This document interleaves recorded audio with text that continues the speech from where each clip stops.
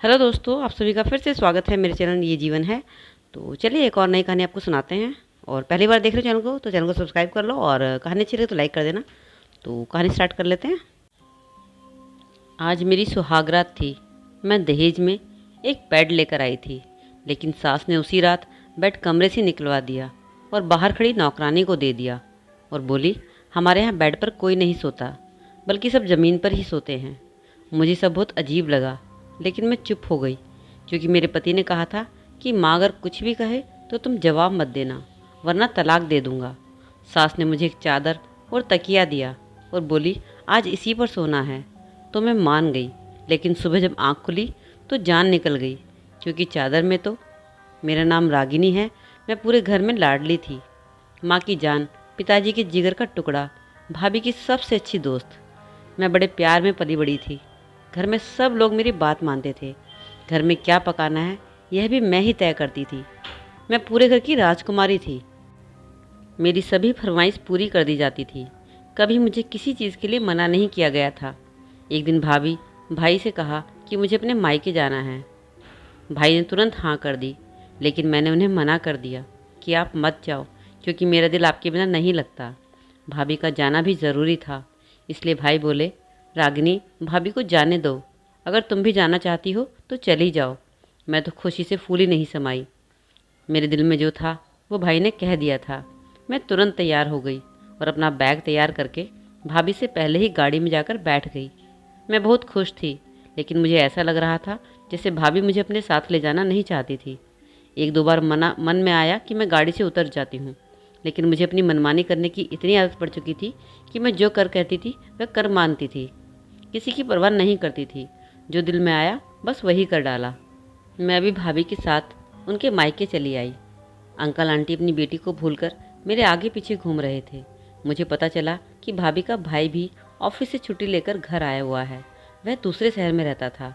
अब मेरी समझ में आ गया था कि भाभी को कौन सा ज़रूरी काम था। दरअसल अपने भाई के पास रहने आई थी।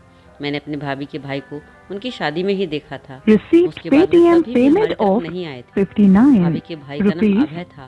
वह बहुत सीधा साधा लड़का था।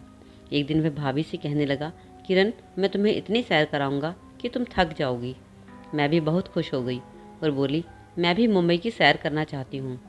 उसने मुस्कुराकर कहा, तुम भी हमारे साथ चलो। मैं, भाभी और अभय घूमने के लिए निकल गए। खूब घूमा। पूरा दिन शहर सपाटा होता रहा। इस तरह हमें यहाँ एक हफ्ता हो गया था। इस दौरान अभय ने हमें कई बार मुंबई की सैर कराई। मुझे अभय अच्छा लगने लगा था। मैं उसे अपने सपनों का राजकुमार समझने लगी थी। मुझे लग रहा था कि मेरी शादी बस उसी के साथ होनी चाहिए। एक दिन भाभी बोली, रागनी, तुम अच्छे से तैयार हो जाना, आज हम अभय की मंगेतर से मिलने चलेंगे। मुझे तो भाभी की बातों पर विश्वास ही नहीं हुआ। मैं बोली, भाभी आप ये क्या कह रही हैं? उसके मंगेतर कहाँ से आ गई? पीछे से अभय की आवाज़ भी सुनाई दी। वह बोला, कुछ महीने पहले ही मैंने अपनी पसंद की लड़की से मंगनी कर ली थी। लड़की को प्रपोज करके अंगूठी पहना दी थी। अब मैं घर वालों को सोनिया के माता पिता से रिश्ता मांगने के लिए भेज रहा हूँ।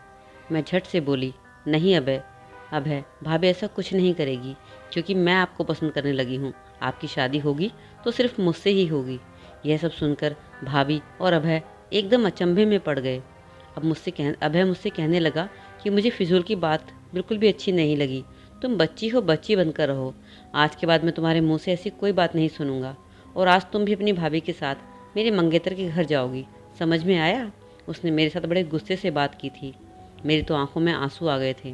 मैं कुछ बोले बिना एक कमरे में चली गई और अंदर से कमरा बंद करके रोने लगी। इस तरह कमरा बंद करने की वजह से भाभी के परिवार वालों को मेरी चिंता होने लगी थी। भाभी की धीरे धीरे से आवाज़ आ रही थी। वह मुझे भगवान की कसम दे रही थी। वह मुझसे विनती कर रही थी कि रागिनी, दरवाज़ा खोल दो। फिर भाभी की माँ भी दरवाजे पर खड़खड़ा रही थी।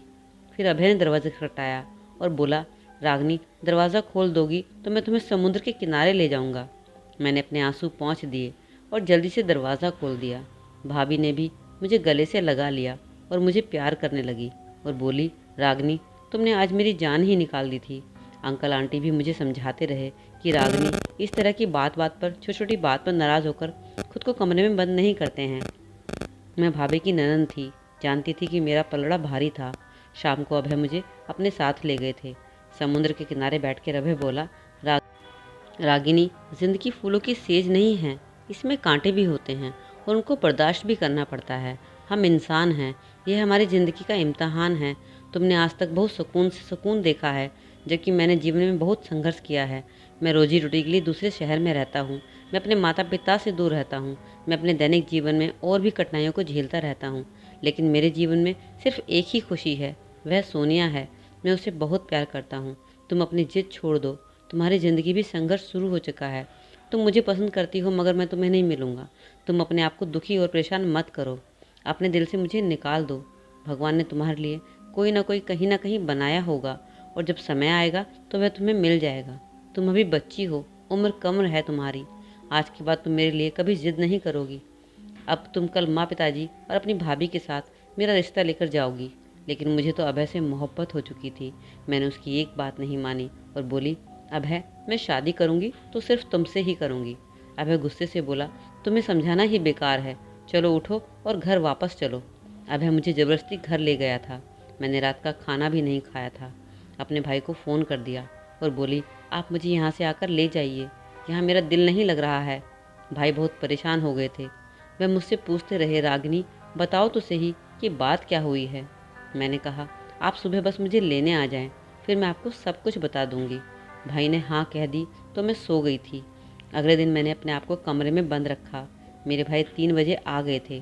तब कहीं जाकर मैंने दरवाज़ा खोला। मैं भाई से लिपट कर रो रही थी। भाई बोला, क्या बात है, तुम इस तरह से क्यों रो रही हो। मैं बोली, बस आप मुझे इस घर से ले चलें, मैं वहीं जाकर सब बता दूंगी। भैया ने भाभी को तैयार होने को कहा। भाभी बोली, मैं अभी नहीं जाना चाहती हूँ, मैं कुछ दिनों के लिए यहाँ रुक जाऊँ क्या। भैया ने ना में सर हिला दिया था। वह बोले, नहीं, तुम मेरे साथ ही चलो, जाकर पैकिंग करो। भाभी ने बड़े दुखी मन के साथ पैकिंग की और तैयारी कर ली थी। जाने से पहले मैं अभय के कमरे में गई और बोली, आज मैं यहाँ से सिर्फ इसलिए जा रही हूँ ताकि आपकी पत्नी बनकर फिर से यहाँ रहने आ सकूँ। अभय बस मुझे देखते ही रह गया था। रास्ते भर भैया भाभी को बातें सुनाते रहे। वह बोले, मैंने तुम पर भरोसा करके अपनी बहन को तुम्हारे साथ जाने की इजाज़त दी थी, तुमने तो शायद इसका ख्याल भी नहीं रखा। देखो तो कैसा बुरा हाल हो गया है इसका। घर जाकर मैंने देखा कि माँ और पिताजी मेरी चिंता में परेशान थे। मैं जानती थी कि मेरी जरा सी भी परेशानी पर पूरा घर परेशान हो जाता था। पिताजी ने मुझे गले लगाकर प्यार किया और बोले, रागिनी, मुझे बताओ, तुम्हें क्या परेशानी है, तुम क्यों रो रही हो। मैं बोली, पिताजी, मैं भाभी के भाई से अभय से शादी करना चाहती हूँ, लेकिन उसने मेरे मुँह पर साफ इनकार कर दिया है। अब आप भी सब लोग मिलकर उसे समझाएं ताकि मुझसे शादी करने के लिए तैयार हो जाए। मेरी माँ बहुत खुश हो गई, बोली, ये तो बहुत खुशी की बात है, घर की बात घर में ही रह जाएगी। जिस तरह हमने किरण को अपनी बेटी बनाकर रखा है, बिल्कुल उसी तरह किरण के माता पिता भी हमारी रागिनी को अपनी बेटी बनाकर रखेंगे। भाभी बड़ी परेशान हो गई थी। वह बोली, माँ जी, आपकी बात बिल्कुल ठीक है, लेकिन अभय की मंगनी हो चुकी है। वह जिस लड़की को पसंद करता है उसने उसे अंगूठी पहना दी है। अब माँ पिताजी कल बात पक्की करके आएंगे। मेरी माँ के माथे पर बल पड़ गए थे। वह गुस्से से बोली, तुमने तो गैरों वाली बात कर दी, लोगों की तो शादी टूट जाती है, तो क्या तुम्हारा भाई अपनी सगाई नहीं तोड़ सकता। भाभी बोली, नहीं माँ जी, वह अपनी सगाई नहीं तोड़ सकता, वह सोने से बहुत ज़्यादा प्यार करता है। मैं गुस्से में वहाँ से उठकर चली गई थी। माँ ने भाई से बात की थी और उनसे कहा था कि तुम किरण की माँ से कहो कि उसका रिश्ता मेरी बेटी से करे। अब हमारे घर में हर समय बस यही बहस चलती रहती थी। माँ ने भाभी से यहाँ तक भी कह दिया कि अगर अभय मेरी रागिनी से शादी नहीं करेगा तो मैं तुम्हें तलाक दिलवा दूंगी। अब भाभी भी बहुत परेशान हो गई थी। वह अपने मायके फ़ोन करती रहती थी, लेकिन उनकी बात किसी ने न सुनी। एक दिन मैंने घर में ये धमकी दे दी कि मैं खुदकुशी कर लूँगी। उस दिन भाई ने भाभी को धक्के मारकर घर से निकाल दिया था। वह बोले, अब तुम इस घर में तभी आ सकती हो जब अभय रागिनी से शादी करने के लिए तैयार हो जाएगा। भाभी को अपने मायके गए सिर्फ 1 महीना ही हुआ था कि हमें खबर मिली कि अभय की सोनिया से शादी हो गई है। अब तो हमारे घर में तूफान ही मच गया था। मैंने खाना पीना बंद कर दिया था। मैं बहुत कमज़ोर हो गई थी। मैं भाई से कहने लगी कि तुम किरण को तलाक देकर उससे छुटकारा पा लो, उसे भी तो पता चले कि किसी की बेटी को दुख देकर कैसा लगता है। लेकिन इस बात पर भाई भी गुस्सा हो गए। वह बोले, नहीं, मैं बिल्कुल भी अपनी पत्नी को तलाक नहीं दूंगा। भाई भाभी ने भी प्रेम विवाह किया था। वह अपनी पत्नी को खोना नहीं चाहते थे। जब से माँ ने अभय के बारे में सुना था, अभय की शादी के बारे में सुना था, वह तो पागल हो गई थी। उन्होंने मेरे लिए रिश्ते ढूंढने शुरू कर दिए थे। मेरी माँ और पिताजी मेरे लिए सबसे अच्छा रिश्ता तलाश कर रहे थे। मेरी माँ तो बहुत से रिश्तों को खड़े खड़े रिजेक्ट कर देती थी। 3 महीनों की तलाश के बाद आखिरकार माँ पिताजी को मेरे लिए सौरभ का रिश्ता पसंद आ गया था। इन 3 महीनों में मेरे सर से अभय के प्यार का भूत भी उतर गया था। मैंने सौरभ की फ़ोटो देखी, वह मुझे बहुत अच्छा लगा था। उसकी पर्सनैलिटी बिल्कुल राजकुमार जैसी थी। माँ ने बताया था वह लोग बड़े रईस हैं, समाज में उनका बड़ा नाम है। मैं बहुत खुश हो गई थी। अब मेरी शादी की तैयारी होने लगी थी। भैया ने माँ से कहा कि वह भाभी को घर लाना चाहते हैं। माँ बोली, एक बार रागनी इस घर से विदा होकर चली जाए, फिर जो जी में आए वह करना। कहीं ऐसा ना हो कि रागनी किरण को देखकर इस रिश्ते से इनकार कर दे। मेरी बच्ची के जख्म फिर से हरे ना हो जाए। माँ की बात के आगे भैया ने सर झुका लिया था। मेरी शादी की तैयारी जोरों से शुरू थी, क्योंकि हमारे घर की आखिरी शादी थी, इसलिए शादी बड़ी धूमधाम से की जानी थी। आखिरकार मेरी विदाई का दिन भी आ गया था। मैं अपने राजकुमार जैसे पति को अपने पास बैठ के देखकर मन ही मन भगवान का धन्यवाद कर रही थी। जब विदाई का समय आया तो पिताजी मेरे सर पर हाथ रखकर बोले, बेटी अब हमने तुम्हारी शादी कर दी है, अब उस घर से तुम्हारी अर्थी ही उठनी चाहिए। मैंने भी पिताजी को भरोसा दिलाया था कि मैं अपना घर बसाने की हर मुमकिन कोशिश करूंगी। ससुराल में कुछ रस्में हुई थी और फिर मेरी सास मुझे कमरे में छोड़ने आई थी। मैं अपने दहेज के लाए बेड पर जाकर बैठ गई थी। जब मेरे पति सौरभ कमरे में आए तो मैंने शर्मा कर भी नज़रें झुका ली थी, लेकिन सौरभ ने ना तो मेरी तारीफ़ की और ना ही मुझे नज़र भर के देखा। सौरभ बस इतना ही बोले थे कि रागनी मेरी माँ की हर बात मानना। थोड़ी देर बाद ही मेरी सास भी कमरे में आ गई। मेरी सास ने आते ही हुक्म जारी किया था कि तुम अपने बेड से उतरो। मुझे बड़ा आश्चर्य हुआ। सौरभ बोले, तुम्हें सुनाई नहीं दे रहा? तभी मैं हड़बड़ाकर अपना भारी भरकम लहंगा संभाले खड़ी हो गई थी। मेरी सास ने नौकरों से कहा, यह बेड बाहर ले जाओ, और खुद अपने मेरे लिए ज़मीन पर एक चादर बिछाकर बोली, आज रात तुम इसी चादर पर सोना। हमारे यहाँ ये रिवाज है कि नई नवेली दुल्हन चादर पर ही सोती है। मुझे अपनी सास की बात बिल्कुल भी पसंद नहीं आई थी, लेकिन सौरभ के बारे में सोचकर मैं चुप हो गई थी। मैं लाड़ प्यार में परी लड़की ज़मीन पर बिछी चादर पर कैसे सो सकती थी? सास के जाने के बाद मैंने सौरभ से शिकायत की थी। मैं बोली, मुझे ज़मीन पर लेटने की आदत नहीं है। तो वह गुस्से में बोले, रागनी मुझे ज़्यादा शिकायत करने वाली औरतें भी पसंद नहीं हैं। मैं चुपचाप ज़मीन पर बैठ गई। तभी मेरी सास एक बार फिर से कमरे में दाखिल हुई और बोली, बहू अपने सोने के गहने भी मेरे पास दे दो। मैंने जल्दी से सोने के गहने भी दे दिए। फिर मेरी सास बाहर निकल गई और एक बार फिर से चादर पर बैठ गई, लेकिन चादर पर बैठे मुझे इतनी नींद आने लगी कि मैं बेबस होकर एक तरफ गिर पड़ी थी। सुबह मेरी आंख बहुत देर से खुली थी तो मैंने चारों ओर देखा तो कुछ अजीब सा महसूस हुआ, लेकिन जैसे ही चादर पर नज़र पड़ी तो मेरे पैरों तले ज़मीन ही निकल गई, क्योंकि वहाँ पर एक खत पड़ा हुआ था। मैंने कांपते हाथों से वह खत खोलकर देखा तो उस पर लिखा था, रागनी मैं जानता हूँ तुम यह खत देखकर हैरान होगी, रोने लगोगी और घबरा जाओगी। खत पढ़कर तुम्हें बहुत दुख होने वाला है। तुम्हें समझ ही नहीं आएगा तुम्हारे साथ ऐसा क्यों हुआ है, लेकिन तुम्हें सच बताना नहीं चाहता। मैं सौरभ नहीं हूँ। मैं तो सौरभ का रूप धारण किया था एक लुटेरा हूँ, और जो औरत मेरी माँ बनकर तुम्हारे घर पर आई थी वह ना तो मेरी माँ है और काम वाली मेरी नौकरानी भी नहीं है। हम तीनों का एक गैंग हिस्सा है। मेरी शक्ल सूरत अच्छी है, इसलिए हमने ये धंधा अपना रखा है कि हम लोग घरों में जाकर रिश्ते मांगते हैं। शादी के बाद लड़की की विदाई कर कर उसे घर भी ले आते हैं, मगर लड़की को बेहोशी की दवा सुंघाकर उसे बेहोश कर कर सब कुछ लूट कर ले जाते हैं। तुम्हारे दहेज की एक एक चीज़ हम लेकर जा रहे हैं। तलाक, साथ ही तलाक के कागजात भी बड़े हैं। तो मेरी तरफ से तुम आज़ाद हो, लेकिन तुम्हें घबराने की बिल्कुल भी ज़रूरत नहीं है, क्योंकि मैंने तुम्हें छुआ तक नहीं है। तुम जिस तरह मासूम विदा होकर आई थी अभी भी वैसे ही मासूम हो। अपना ख्याल रखना। यह खत पढ़कर मुझे चक्कर आने लगे थे।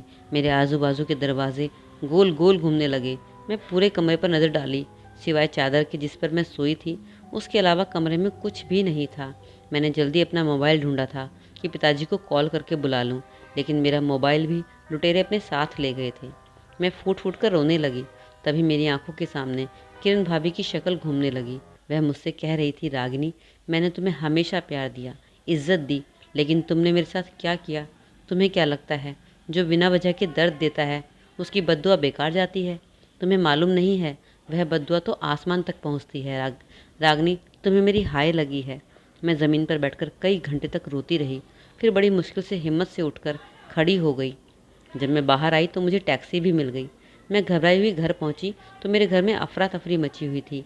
पिताजी ने मुझे बहुत डांटा और पूछा, रागनी बताओ तो सही क्या हुआ है? मैंने पिताजी को पूरी कहानी सुना दी थी। मैं अपने मन में बहुत पछतावा कर रही थी। मैं भागकर भाई के पास गई और बोली, भाई आपको मेरी कसम, भाभी को घर ले आएं। मैंने भाभी के साथ बहुत बड़ी नाइंसाफ़ी की है, उसी की सज़ा मुझे मिली है। मेरे भाई ने मुझे गले लगाकर दिलासा दिया था। भैया भाभी को शाम तक घर पर ले आए थे। मैंने भाभी के सामने हाथ जोड़ दिए थे। मैंने रो रो कर उनसे माफ़ी मांगी थी। भाभी ने मुझे गले लगाते हुए कहा कि तुम तो मेरी बहन हो, मैंने कभी भी तुम्हारे लिए बुरा नहीं सोचा। तुम फिक्र मत करो, भगवान सब कुछ अच्छा करेंगे। इस तरह कुछ दिन गुजर गए और अभय को एक बेटी भी हो चुकी थी। अब वह अपने पूरे परिवार के साथ अपनी ज़िंदगी में खुश था। मेरे दिल में गहरी उदासी फैल गई थी। अभय मुझे अपना लेता तो मुझे इतना दुख ना देखना पड़ता। उन दिनों भाभी की एक सहेली अपने इकलौते भाई के लिए मेरा रिश्ता लेकर आई थी। माँ बाप को लड़का पसंद आ गया था तो मैंने भी सर झुकाकर हाँ कर दी। लेकिन इस बार मैंने दिल में कोई उम्मीद नहीं पाली थी। करते करते विदाई का दिन भी आ गया था। मैं दुल्हन बनकर बैठी थी। मेरे पति ने मेरा घूंघट उठाया तो मेरी तारीफ करते नहीं थका। पता नहीं कुछ दिन बीते और मुझे यकीन होता गया कि मेरा पति बहुत ही अच्छा इंसान है और एक अच्छा पति है। उसकी संगत ने मेरे सारे दुख दूर कर दिए।